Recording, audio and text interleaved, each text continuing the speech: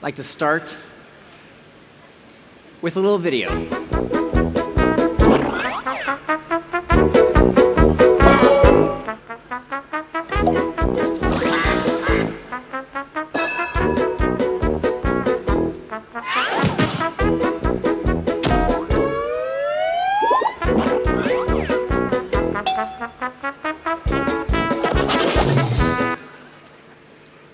Many people think that we are entering a distraction crisis and that our devices are to blame. But I think that there's a lot more at stake than our broken noses and bruised egos. You see, a few years ago, I wrote this book about how products can change our behaviors. And I wrote the book for two reasons. The first reason was that I wanted to help product makers build the kind of products and services that get people hooked to these healthy habits. The second reason I wrote the book was that I found that my own behavior was changing in ways that I didn't always like. I remember one day I was sitting with my daughter, and we were looking through this book of activities, and one of the activities in the book was to answer this question. If you could have any superpower, what superpower would you want? Now, I wish I could tell you in the moment what my daughter said, but I couldn't, because at that moment I was too busy scrolling away on my phone. You see, if you asked me today what superpower I would want, I would tell you that I would want the superpower to become indistractable. Becoming indistractable will be the skill of this century. If we think about in the workplace, where everything that can be automated away will be automated away, the kind of jobs that will remain are the ones that require the human ingenuity and creativity that only comes from focused work. In our relationships, psychologists tell us that loneliness is as detrimental to our health as smoking and obesity. And how can we maintain those relationships if we're busy on our devices? And then finally, when we think about our children, what kind of example are we setting when all our kids see of us is the top of our heads while we're scrolling away on our devices? So today what I want to share with you is what I've learned over the past 5 years of research, learning about how we can manage distraction. How can we become indistractable? And I want to start with a story from a friend of mine. This is Dr. Zoe Chance. She's a Harvard-educated psychologist, and she studies how products change our behavior. And in the course of her studies, she found that one product went from becoming a healthy habit to an unhealthy compulsion, maybe even an addiction. Now, this product was not some addictive video game. It wasn't some social media application. It was a pedometer. You see, what started out as a device that helped her get a little bit more exercise throughout her day became an addiction when she received a notification at midnight that told her that if she would climb down the stairs to her basement and back up, she would receive extra points. And so she did that. And then when she got up to the top of her stairs, the app pinged out again and said, if you do 40 more stairs, we'll give you triple points. And so she did it again. And she went down and up and down and up the stairs to her basement until she realized that at 2 a.m. she had walked over 2,000 steps. And to put that in perspective, that's more than climbing to the top of the Empire State Building. She woke up the next morning and she had a terrible neck ache and she couldn't even move her neck from side to side. So what was this weird force? What was this phenomenon that got Dr. Chance to do something that she really didn't want to do? She had come under the spell of acrasia. Acrasia is this tendency that we have to do things against our better judgment.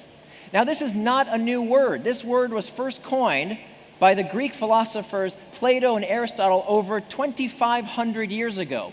And we should take some comfort in knowing that this is not a new problem. Humans have been struggling with distraction forever. But if we're going to manage distraction, we have to understand the psychology driving our behaviors. So here's one way to look at it. You've got your actions, which can take one of two paths. Now, traction in your life are things that you want to do, that move you forward in your life. Distraction is the opposite, things that move you away from what you really want to do. Now, many people will say something like, I wanted to get some focused work done, but then I heard the phone ring and I got distracted. But what they're doing is conflating the external trigger, in this case the ring of the telephone, with what they did in response to that trigger. Because remember, both traction and distraction end in the same word, action, reminding us that distraction is not something that happens to us, it's a factor of our actions. Now, we know these external triggers are in our day-to-day lives. We hear these pings, these dings, these rings every day. But what turns out to be a more prevalent source of distraction are these internal triggers. Internal triggers are these uncomfortable sensations that we seek to escape. You see, the way the brain gets us to act is making us feel something that we don't want to feel. It does this through this process called homeostasis. So, for example, if you're cold, you put on a jacket. If you're hot, you take it off. If you're hungry, you feel those hunger pangs, you eat. And when you're uncomfortably full, you stop eating. Now, those are all physiological sensations. But the same rule applies for our psychological states, uncomfortable emotions. So, for example, when you're feeling lonely, you might check Facebook. If you're uncertain, you Google. And when you're bored, you check Reddit or stock prices or the news or YouTube. All of these products cater to these uncomfortable emotional states. So the fact is, if we are going to manage distraction, we have got to start from the distractions that start from within. You see, there's a lot more I didn't tell you about Dr. Chance's story. You see, what she told me is that during this time when she became obsessed with her pedometer, she was going through a really rough patch in her life. Her marriage was falling apart, and she was under a lot of stress trying to find a full-time speaking position. And what she told me was that she was using this pedometer as an escape from an uncomfortable reality, much in the same way many of us use our devices as an escape. So the fact is, we have to understand the discomfort that we are trying to escape. In my case, if I'm honest with you, when I was with my daughter, there was only so much toddler time that I could take. And I also was getting bored. I needed something else to do, but I probably could have handled it in a better way. So the solution is to fix the problems that we can fix, to go to the source causing us this discomfort, or learn to cope. Look, if the pain that you're struggling with is something as difficult as a divorce or an uncomfortable work environment, these kind of things take time to work themselves out. But if that's the source of your discomfort, then your Facebook and your iPhone or your pedometer is not the real source of the problem. We can always find these tactics to learn to cope with the discomfort so we can move our actions towards traction as opposed to distraction. How do we do that? We must recognize that most distraction starts from within, and the first step is to simply note the sensation. Psychologists tell us that it's incredibly empowering to simply note what it is that we're feeling in that moment. Now, what most people do is that they stuff down that feeling. They tell themselves not to feel whatever it is they're experiencing. But we want to do the opposite. In fact, we want to be curious about that sensation, to talk to ourselves like a third party might. And then we want to surf the urge, kind of like a surfer on a surfboard. Give yourself a little bit of time to feel that sensation, to explore it until it passes. So a technique that I use all the time is called the 10-minute rule, where I'll allow myself to give in to any temptation, but in 10 minutes of getting curious about what it is I'm feeling and why. So the first step to managing distraction has to be managing these internal triggers. The next step is to make time for traction. Now, how do we do this? You see, there's this fundamental question we have to answer at this point, is what is the difference between traction and distraction? I mean, in the moment, how do we know the difference? If you would have asked Dr. Chance, hey, do you really want to be climbing up and down these stairs at 2 in the morning? In the moment, she would say, yeah, get out of my way. But of course, later on, she regretted what she did. You see, distraction tends to trick us. It tends to make us think that what we're doing is what we really want to do, but then later, we regret what we did. So the only way to know the difference between traction and distraction is to plan ahead. Here's the cold truth, folks. that you can't call something a distraction unless you know what it is distracting you from. Many times when I work with folks and they tell me, look, I've got to get my distraction under control, and the world's just so distracting today. I mean, between the news and Facebook and the work and kids, I can't get anything done. And I ask them a simple question. I say, can I see your calendar?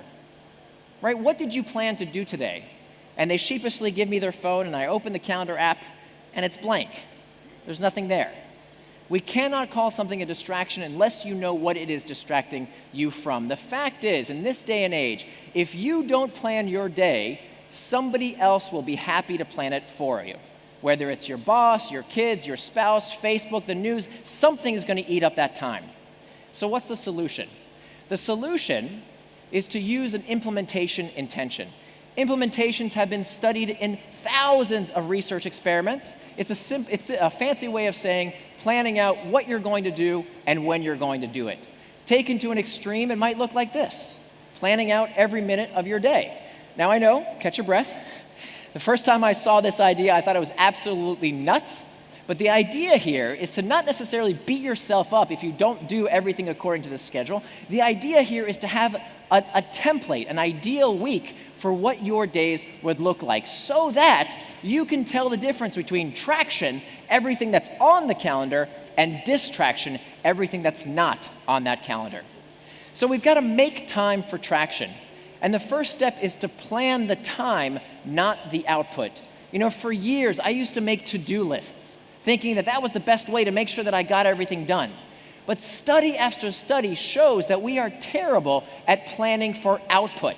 We've got all these exogenous factors, like when we get something from a colleague or how long it takes us to do something. We are terrible at planning how long something takes us to finish. However, the one thing that is absolutely in our control always is how we spend our time. So plan the time, not the output. Then we've got to get rid of low-value work. A study in the Harvard Business Review found that 41% of knowledge workers' time is spent on low-value tasks, work that you didn't have to do, 41%. The beauty of the age we live in today is that we can use these technologies like artificial intelligence, virtual assistants, to offload many of those low-value tasks. So a program I use every day, an app called X.AI, every time I want to book a meeting with someone, this ping pong game that we keep playing back and forth over email that wastes so much time, I give it to an artificial intelligence that does all that planning for me and saves me from having to do this low-value work. And then finally, we've got to slay this messaging monster. About 25% of the emails that you receive from your colleagues every day are messages you didn't need to receive. And about 25% of the emails you send are messages you didn't have to send. So we've got to make more time in our day by slaying the messaging monster, by reducing the amount of messages that we send. Now, part of the reason that messaging takes such a heavy toll on our schedules is that these messages are oftentimes coupled with an external trigger, right? These pings, dings, and rings that come along with these messages. Well, in some industries, distraction is literally a matter of life and death. If I were to ask you, what are the 3 leading causes of death in the United States? What would you think they'd be? I'll give you the first 2. Number 1 is heart disease. Number 2 is cancer. What's number 3? Think about it for a minute. What do you think it is? Accidents, Alzheimer's, stroke? Not even close. If it were a disease, the third leading cause of death in the United States would be prescription mistakes. Doctors and nurses giving patients in hospitals the wrong medication or the wrong dosage of medication. 400,000 people are harmed in the United States every year because of prescription mistakes. Recently, a brave group of nurses wanted to figure out why this was happening. And they did a research study and found the reason that so many prescription errors occur is because during the dispensing of these drugs, the nurses are often distracted. A colleague will come up to them and need their attention, and that's when they make these prescription mistakes. So they came up with a solution. And the solution reduced prescription mistakes, get this, by 88%. And this solution cost just pennies to implement. You want to see what they did? They used vests, plastic vests, that simply tell their colleagues when they are not to be disturbed. What can we learn from this? Right? How can we use this amazing innovation to reduce distraction by 88%, these prescription errors by 88%? Well, for those of you who work in an open office plan that's full of distraction, what about something like this? A little sign made out of paper that says, please do not disturb unless it's really important. Now, I know some of you wear headphones and think that's good enough. It's not, because people can't tell the difference between when you're just listening to music and when you don't want to be disturbed. So I'm actually going to give you a link at the end of the presentation where you can download a little piece of paper, print it out for yourself, and start putting it on your laptop or your monitor today. Now, what else can we do? Many of the things that we can do are actually built into our current technology. One of my favorite features of the new iOS is this do not disturb while driving feature, right? That anytime I turn this on with one click of a button, whenever someone calls me or texts me, they're given an automatic reply that says, I'm sorry, I can't talk right now, I'm driving. If it's urgent, text me the word urgent, and then your message will get through. Of course, they don't need to know whether I'm driving or not. The principle holds just the same. We can also clear all this digital clutter, all these external triggers on our desktops, right? We don't have to live this way. On our mobile devices as well, all these external triggers that are potentially distracting us, we can clear those away. We've got to start hacking back these external triggers. And the way we do this is by asking ourselves a simple question.